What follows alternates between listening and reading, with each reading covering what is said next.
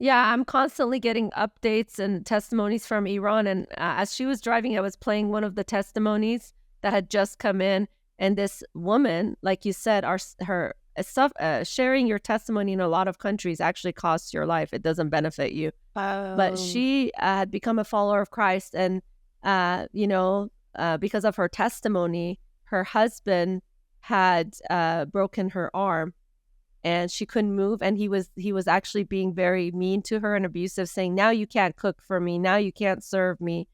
And she was crying, just, "God, I feel so abandoned, I feel so alone." Her entire family left her, her parents, oh my relatives. She gosh. had no one to go to, and her husband was so angry because of her following Jesus.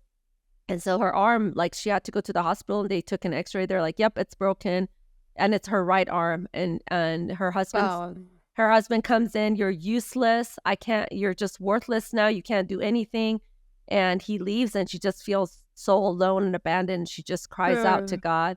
And they're doing all these different tests, and they're like, "Okay, before we take the next step of addressing the brokenness, let's do another X-ray or do another, let's figure this out." And they do, and they're like, within hours, they're like, "Oh, your arm is fine.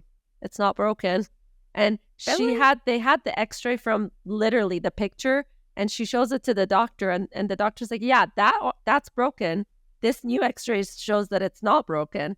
Oh my She gosh. literally had the photo God from healed her. God healed her, and, yeah, and she was crying giving Oh, that that gives me testimony. chills. Yeah, and Anna was hearing her cry.